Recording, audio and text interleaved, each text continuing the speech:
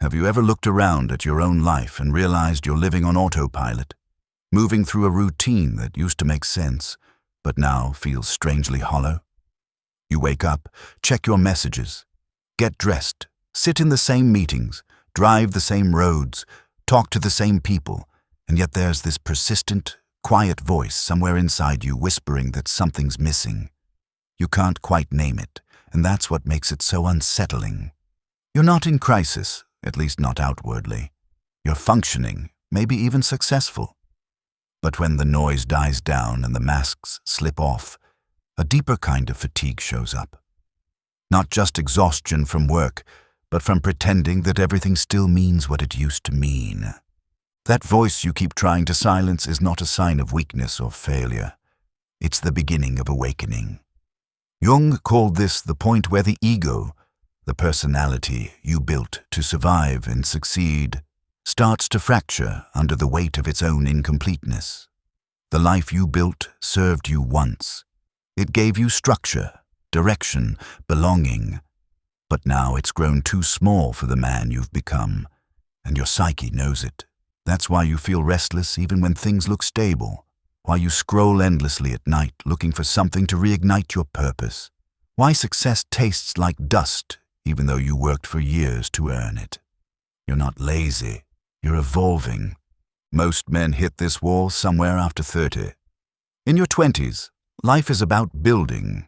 You chase recognition, romance, adventure, progress. Everything is forward motion. But as you enter your 30s and 40s, something shifts. The forward motion stops giving you energy. The ladder you've been climbing starts to feel like it's leaning against the wrong wall. The metrics that used to define success no longer resonate, but you don't yet have new ones to replace them. You're caught between worlds, the life you've built and the life that's calling you. And that tension feels unbearable because no one ever prepared you for it. Jung would say this is the beginning of individuation, the process of becoming whole. But before wholeness comes confusion, because everything that once defined you begins to fall apart. The roles you played, the good son, the high performer, the reliable partner, no longer tell the whole truth. The old motivations stop working. The old stories lose their power, and when you no longer know who you are without them, you feel lost. 1. What lost really means. Being lost isn't about not knowing where you are. It's about no longer being able to navigate using your old coordinates. The values that once gave you direction, productivity, approval, comfort, no longer point toward fulfillment. They still keep you functioning, but they no longer feed your soul. The result is a strange kind of double life. On the surface, you're doing fine, but underneath, there's a quiet crisis unfolding, a crisis of meaning. Most men misinterpret this phase.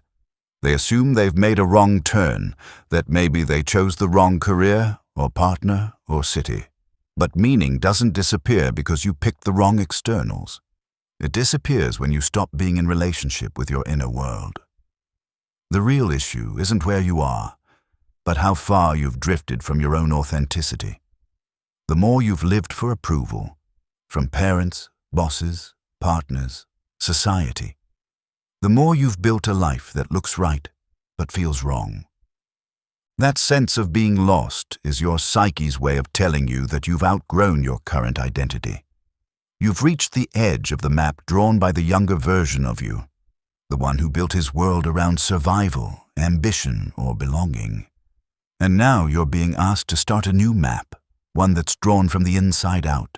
That process is painful because it means dismantling parts of the life you've built.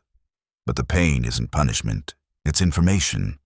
It's your deeper self saying, you can't keep living like this. And that's exactly what will unfold next. Why this disorientation, painful as it is actually a doorway into your most authentic strength. 2. The hidden gift in the confusion. When you first enter this phase, it feels like something's gone wrong. You used to feel motivated. Now you feel heavy. You used to have clear goals. Now you question everything. You used to feel certain. Now even small decisions exhaust you. But confusion is not a defect in the system. It is the system adjusting to a new level of consciousness. The mind that built your old life cannot imagine the next one yet, because the next one will be created by a deeper intelligence, what Jung called the self. Your ego is losing control, and that's terrifying. You can't think your way through this stage the way you've solved problems in the past. The tools that made you successful, logic, discipline, achievement, won't help you find meaning. They can build a house, but they can't make it feel like home. This is inner work now. It's about learning to listen instead of control, to feel instead of perform, to let your life become a dialogue between what you want and what's actually trying to happen through you. At first, this feels like drifting. You'll notice moments of stillness that feel unbearable because they force you to confront the emptiness you've been avoiding.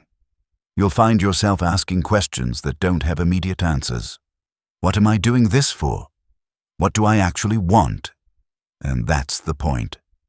The confusion is a cleansing fire that burns away what's false, so that the real can emerge. The man who learns to endure this disorientation without numbing it becomes powerful in a way that loud confidence can't match. He learns to trust the process of becoming rather than forcing outcomes. He starts acting from depth rather than from fear of falling behind. If this journey eases something inside you, stay with us. Subscribe, and each step will bring a little more clarity. Thank you. 3. The trap of external validation. Every man has to eventually confront the truth that much of his drive wasn't about freedom, it was about earning love. Maybe you learned early that achievement brought attention, that being strong got you respect, that not needing anyone kept you safe. You built your adult life around those strategies because they worked. But approval, no matter how much of it you collect, never becomes enough, because it's borrowed energy. It depends on others staying pleased with the image you're projecting. Eventually, that image starts to suffocate you. You wake up and realize you've built an impressive mask, but underneath it, the real you has been starving. You've become excellent at maintaining expectations, but poor at hearing your own truth. The tragedy isn't that you sold out. It's that you forgot there was another way to live. The antidote to this isn't rebellion or abandonment. It's realignment. You stop asking, what do they expect of me? And start asking, what do I actually respect in myself? That question changes everything. It redirects your energy from performing to embodying. You no longer chase validation, you generate integrity. And that's the precise point where many men begin to glimpse what meaning actually feels like. Not excitement, not adrenaline, but a quiet sense of rightness that doesn't need applause. 4. A moment to reflect. Call to action. Before we go deeper, I want you to pause for a second. Think about where this lands in your life. Was there a moment when you realized you were living someone else's definition of success? A moment when the work, the status, the constant striving stopped giving you joy? Write about that moment in the comments below. I read them all. Your story might be the one that helps another man realize he's not alone in this struggle, that what he's feeling isn't failure, it's the start of something real. All right, let's keep going. 5. The return of the shadow. Every time you grow, what's been buried begins to rise. When the life you built starts cracking, it's not just boredom that comes up. It's everything you suppressed to keep that life stable. Anger, sadness, ambition, sexuality, creativity. All of it starts returning, often disguised as chaos. The parts of you that were banished because they didn't fit the persona you built now want a seat at the table. Most men mistake this for regression. They think they're falling apart, But what's actually happening is reintegration. You're meeting your shadow. Not the evil part of you, but the unexpressed part. The goal isn't to destroy it or indulge it, but to listen to it. Every emotion, every impulse, carries information about what's been missing. For example, your irritability at work might not be about stress. It might be the voice of the creative part of you that's been buried under responsibility. Your envy of another man's freedom might be the echo of your own unlived adventure. The shadow speaks in symptoms. The man who learns to interpret those symptoms gains immense power because he no longer projects them onto others. He integrates them into himself. When you stop running from the shadow, your energy returns. What once leaked out through resentment or restlessness now fuels authenticity. 6. Building a relationship with the self. Jung believed that the ultimate goal of maturity wasn't perfection, but wholeness, the capacity to live as a conscious partner with your own psyche. To do that, you need time alone, not isolation, but solitude, time without the performance, without the audience, where your deeper voice can emerge. Most men fear solitude because they mistake silence for emptiness.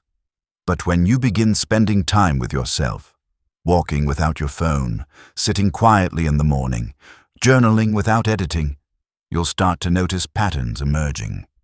You'll see what truly energizes you and what consistently drains you. You'll realize that the life you built was partly designed to avoid those realizations. Meaning doesn't come from more stimulation, it comes from deeper connection. When you slow down enough to notice what your life is really made of, you can start to make choices that honor it. That might mean shifting your work towards something more creative, repairing a relationship that's become purely functional, or admitting that some of the dreams you've been chasing weren't really yours to begin with. The goal isn't radical change overnight, it's radical honesty. 7. Turning pain into wisdom. Pain is the psyche's language for growth. Every disappointment, failure, or loss you've endured contains data about who you are and what you value. But most men never decode it because they've been taught to suppress pain, to move on, to distract themselves. When you stop resisting pain, it transforms. You start to see that every hardship has shaped your depth, that every time you've been broken open, some new strength emerged. The man who can hold his pain without collapsing becomes a lighthouse for others. He's grounded, calm, impossible to intimidate. Not because he's unfeeling, but because he's integrated. This is where meaning begins to solidify. You stop measuring your life by comfort or achievement and start measuring it by truth. The more aligned you become with truth, the more alive you feel. 8. Living from meaning, not motion. Once you begin to reconnect with your inner compass, your outer world gradually rearranges itself. You no longer chase every opportunity. You choose deliberately. You no longer seek approval. You seek resonance. You no longer confuse activity with purpose. Men often assume meaning will arrive as a revelation, a thunderclap moment of clarity. In reality, meaning grows quietly. It builds through small, honest actions, telling the truth when it's uncomfortable, following curiosity instead of fear, letting go of roles that no longer fit. You stop living as a reaction to the world and start living as a contribution to it. And that's when life starts to feel peaceful again, not empty, but spacious. You realize that being lost was never the problem. The real problem was your resistance to being still long enough to find out who you actually are. 9. The mature man's path. The man who's done this work carries a different energy. He no longer needs to prove himself because he's met himself. He can lead without dominating, love without losing himself, and fail without collapsing. He moves through the world with quiet confidence, not because he knows all the answers, but because he's no longer afraid of the questions. That's the difference between a man who's performing life and a man who's living it. One is chasing approval, the other is expressing essence. One is ruled by the noise of the world, the other listens to the rhythm of his own soul. If you've been feeling lost after 30, understand that you're standing at the exact threshold every man must eventually face. The end of imitation, the beginning of authenticity. You're not broken, you're being invited to grow. So when that quiet voice inside you whispers that something's missing, don't drown it out. Don't bury it under busyness or distractions. That voice is the signal. It's the self calling you home. You don't have to blow up your life to answer it. You just have to start listening, really listening, to what feels alive in you and what doesn't. Then follow that aliveness, one honest step at a time. You may not know where the path leads, but you'll know it's yours. And that's what meaning feels like. Not perfectly, reliably. Begin. If you've stayed with me until now, it means you're searching for something deeper, maybe an answer you've carried since childhood. Don't stop here. Perhaps the next video holds the key you've been waiting for, the piece that helps you untangle another thread of your story.